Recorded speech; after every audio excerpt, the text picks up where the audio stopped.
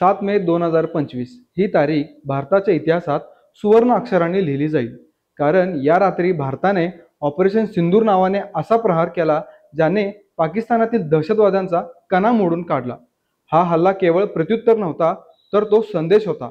भारताशी पंगा घेतला तर परिणाम भोगावेच लागतील। नमस्कार, मी रवी, अनफिल्टर्ड महाराष्ट्र ऑफिशियल मध्ये तुमचं स्वागत आहे।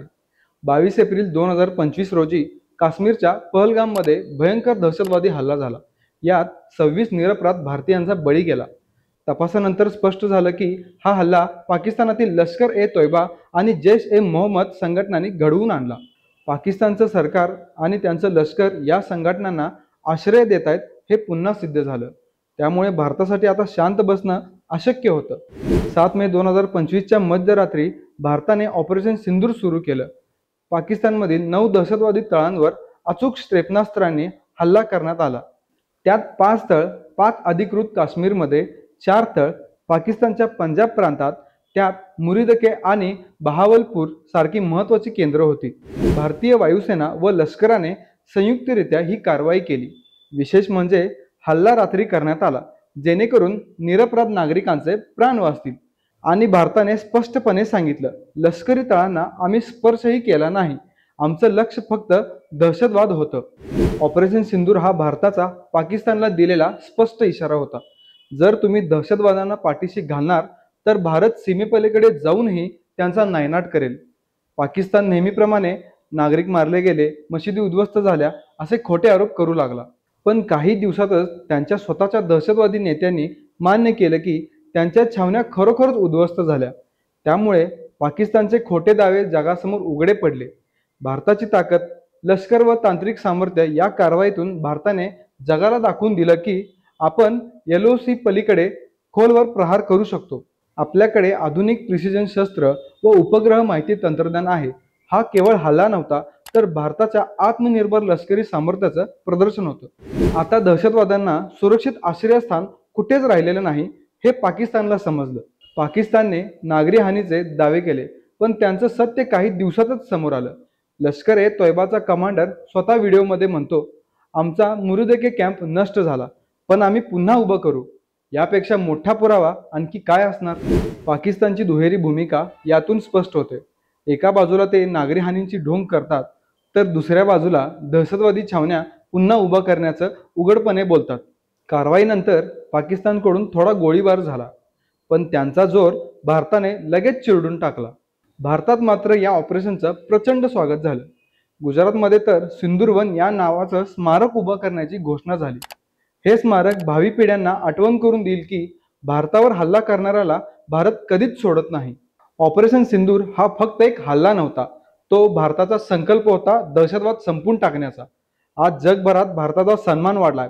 पाकिस्तानने मात्र धडा शिकला पाहिजे, कारण हा नवा भारत आहे जो शत्रूच्या घरात शिरून प्रहार करतो।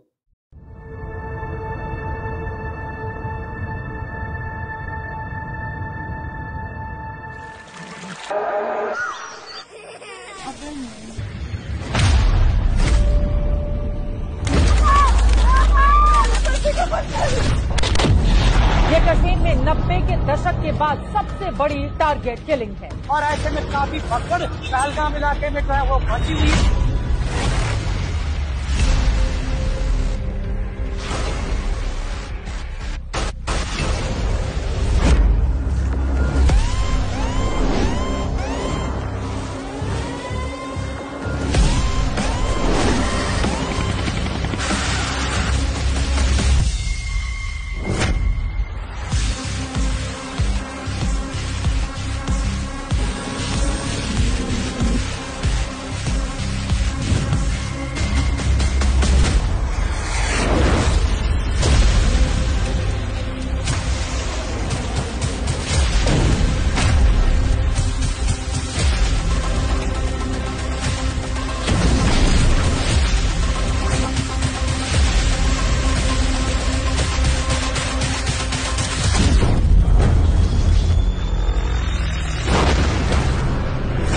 टोटल 6 जगह पे पाकिस्तान में 24 इंपैक्ट्स हुए हैं भारत की तरफ से।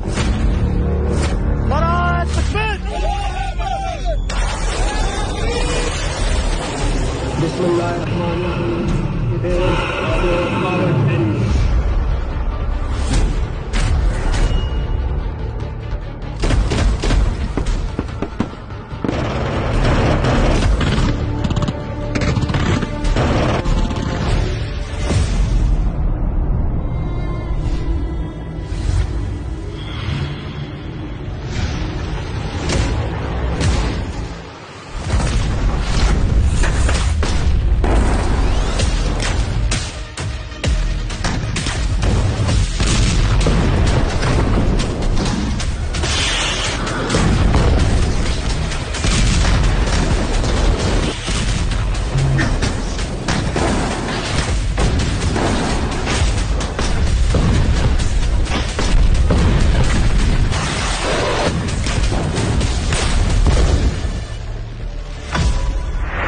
After my communication with the Pak DGMO, he proposed that we cease hostilities.